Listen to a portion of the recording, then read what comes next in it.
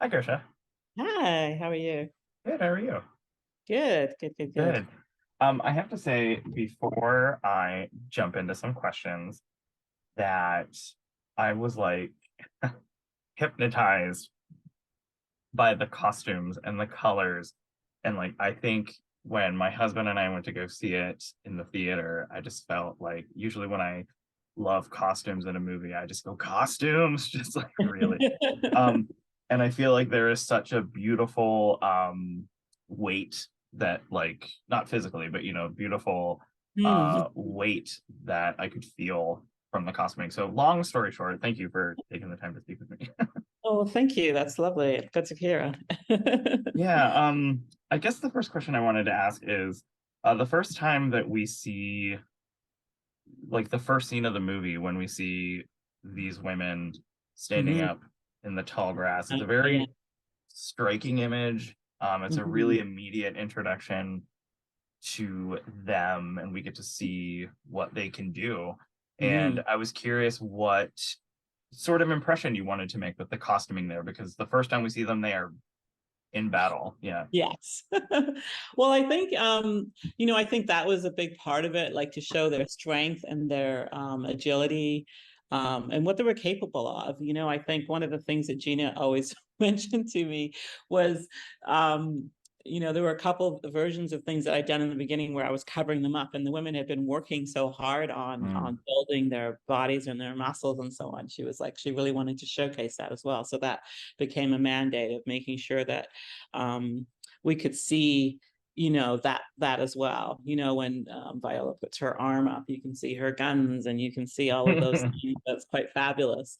So I feel like, I think that was it. It was a lot about the physicalness of them, in that particular instance. And then also, that Viola was the obvious leader, so we wanted her to stand out in that way and give her, a sort of personalized um um look of a general, just that show that she was elevated, and that she was the one obviously in charge. And then her two right, her right and left hands, Naniska, Amenza and Izogi, Mhm. so they had specific looks to them. And then you could see that the rest of the group were a little bit more Mhm.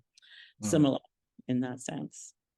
Yeah, I did want to ask, like, when you speak to either Gina or the actors themselves, Mm. how did you want to sort of establish, I don't want to say individuality, but I mean like Mm. individuality Yeah, yeah, with I definitely, mean definitely. I imagine all of these women have a certain style of fighting, Yeah. so they need to make sure that how they fight and how they They hold the attack. weapons, and Yeah, yeah, like you, yeah, yeah, yeah. especially yeah with the weapons Had they to use. Like, flow. Yeah, yeah, yeah, yeah. No, so that was all yeah. part of the conversation for sure. We would have, I think actually maybe even our first fitting, we would have the prop guys there so we could all be together and figuring out Mm, what this needed to look like and how we were going to assemble the costumes, how they drew, they drew their weapons, yeah. whether right or left-handed.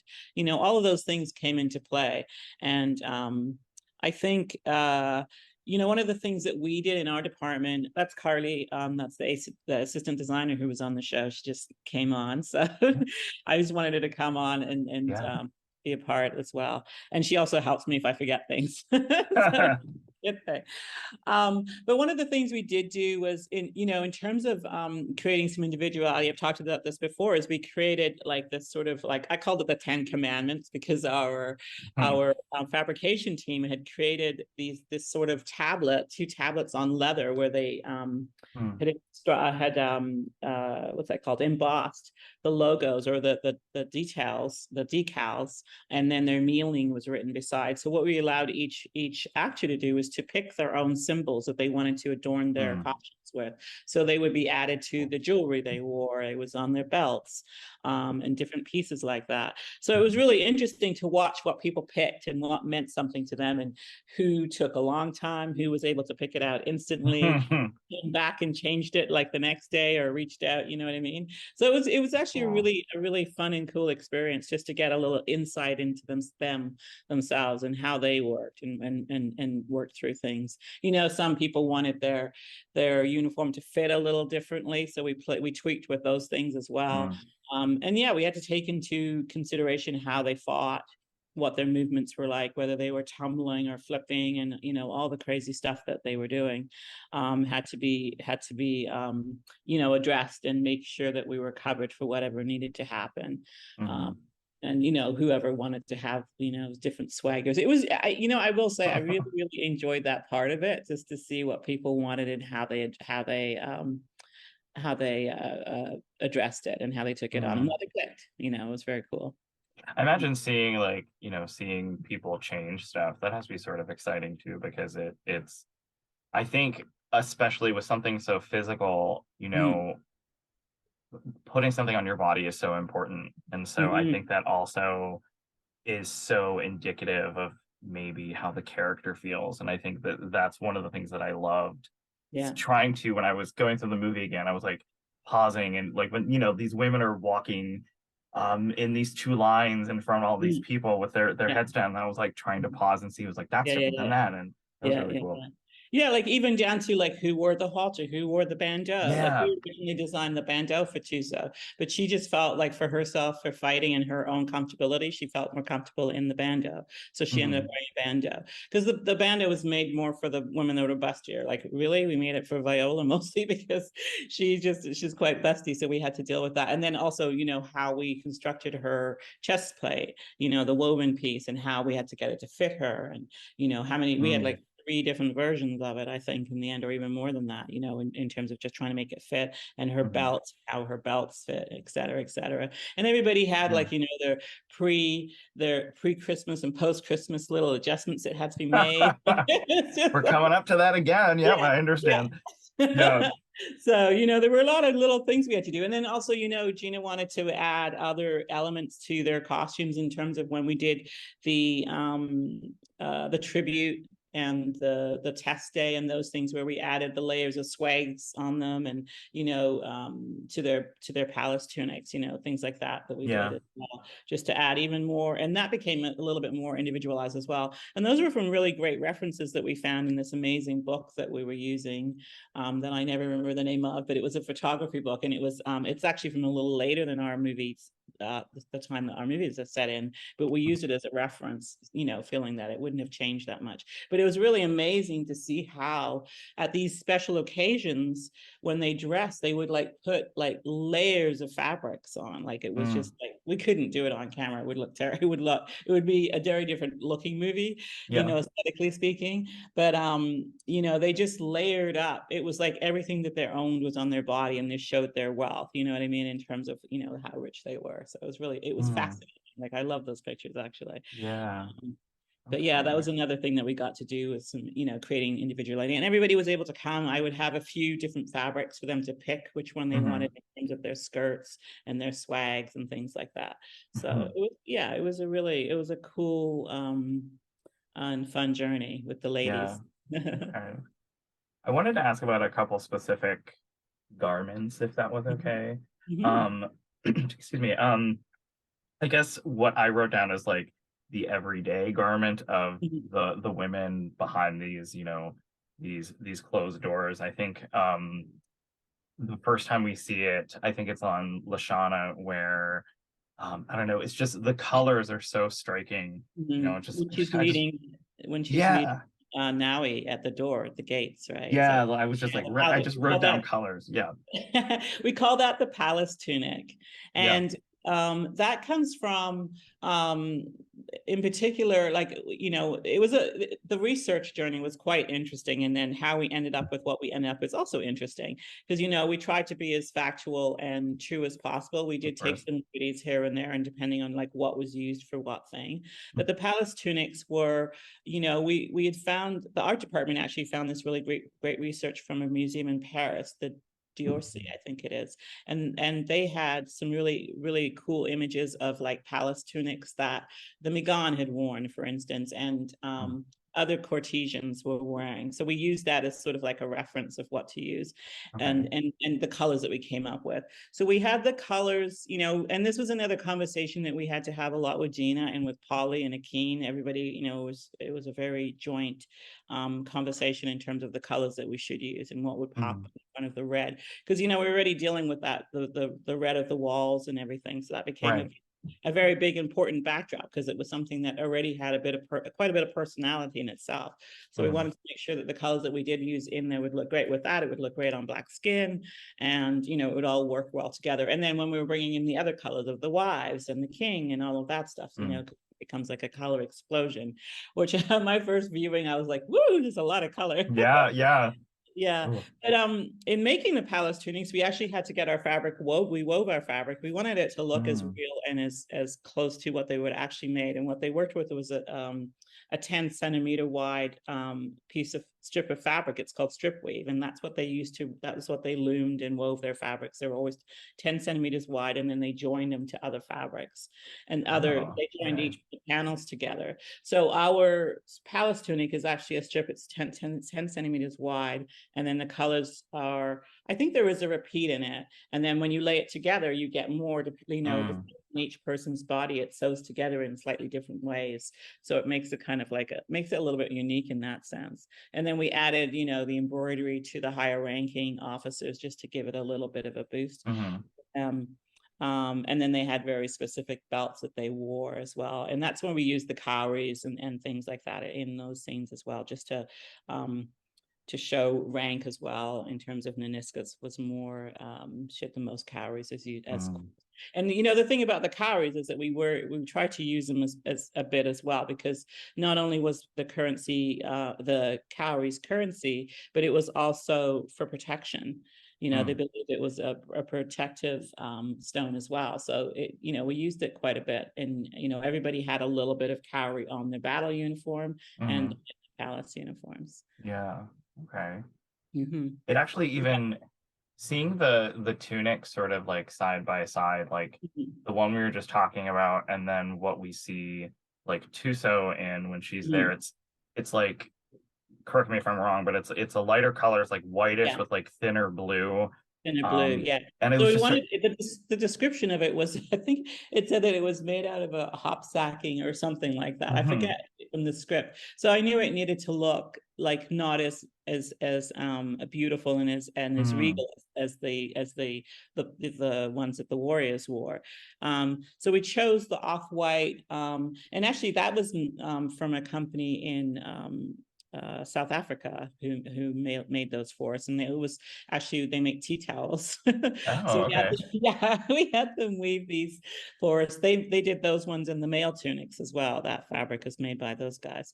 So that one's made slightly differently. It's a wider strip. But yeah, I mean, I think in terms of picking, and then again, this is again about colors and trying to pick things that sort of say many things at the same time. Like, we wanted to obviously say that this is the recruit level tunic. It's what you Mhm, first get when you land there. And, you know, uh, then sorry, I lost my little train of thought there. But then how the male one sort of plays into it with the blue. It's the indigo blue with the same, it's a slightly different, it's more of a tealy green color in mhm. there. So they all kind of have similarities, because I feel like the tealy green, correct me, is that in the palace tunic, or is it in the, oh, I don't remember now. I have to go look at those pictures.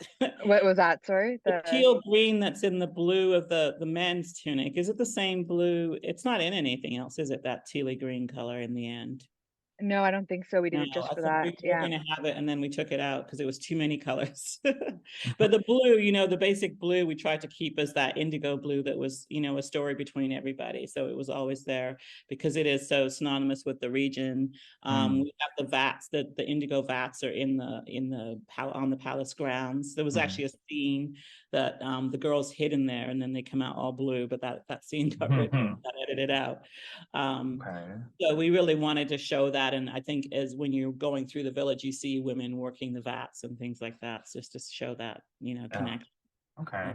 Because it even reminded me of seeing Chuso, in that outfit. It was just like I even got even a sense of, she's newer there. Her like outfit Yeah. isn't as filled in.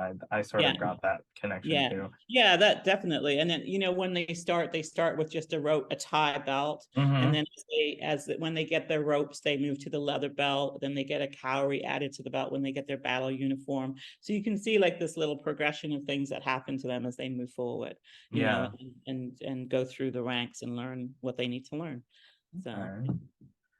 Um, I need to talk about John Boyega's character of the yeah, king. It's just that he is, first of all, he's just an incredibly good looking man, and he exudes such, kingliness. yeah, he exudes such power and like Yes, dignity. He doesn't have to say anything. no, I Um, never, yeah, and absolutely.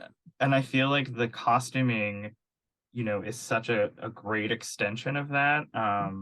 I was curious if you could tell me. I just started writing down descriptions of his outfit. I was like blue with white stripes near the neck, white with the green trim. It's Mhm, or there was mhm. one that's later in the movie. It's a bluish color. It looks like goldish triangles on it. I'm not articulating it Oh very yeah, well. yeah, yeah.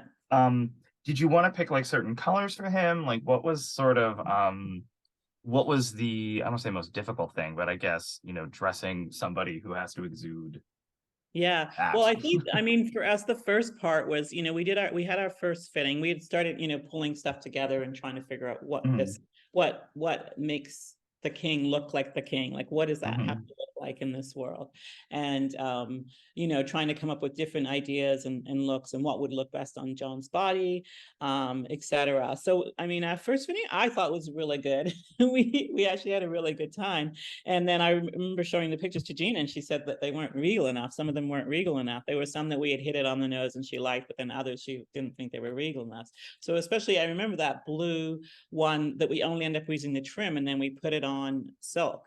And that was okay. one of the ways that we used to elevate him. Like we used silk, we used materials that Mhm, already had like metallic finishes on them. They're definitely not okay. right for the era. They're just things that we had to take liberties on. They were things that we were able to Mhm, find, because ideally we would have went and we would have embroidered everything and embroidered it on silk or something, that sort of thing. Because one of the things they did do back then was when they got gifts from other countries, they would take like the gold thread out of it and then rework it into their fabrics, or oh, rework it in their way, like with their symbols and their language. So it was really interesting. Like some of those things we were able to read, we weren't able to do all. I mean, when I started, I was like, oh, this is going to be great. We're going to make all our fabric. We're going to, mhm, you know what I mean? We could get it woven, then we'll print our mhm, own fabric or whatever. I had all these great ideas. It was so hard to do so much of that stuff that we did do some. Like, the first garment that Hugh does wear, the gold one, we actually mhm, had that printed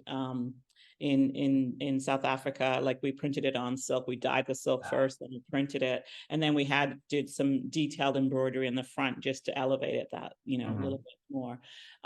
So those are the things Wow. we were able to do. So what we ended up doing with this other robe was that we took the robe and just used it as a trim and added it to the blue silk, which definitely Mm, gave a much more elevated look.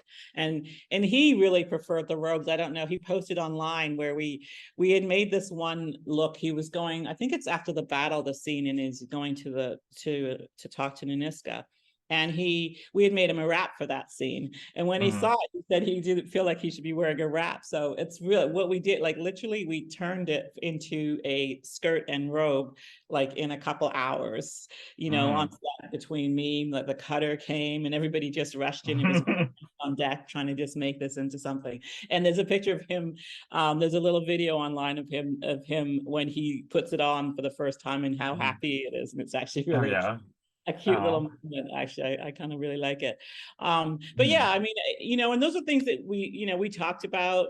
And we said Okay. these are the beats and these are the things we're going to put here. And then when they go away and then they come back, sometimes it doesn't happen till just before the scene hits that they're like, oh, this isn't what I feel like I should be wearing for this scene. I need blah, blah, blah. And then we have to Mhm, change it. And if we were able to, mhm. we probably would have just repeated a different garment, but luckily we were able to do the alts and make it happen for that one. So Yeah. it was a great beat actually. And I'm really happy that we did what we did for it. Okay. But yeah, I mean we made all his jewelry, like the necklaces, the pendants, Oh yeah. I that, love there's a that pendant that he wears, which is like, yeah, yeah, yeah. it's Those great. were made. And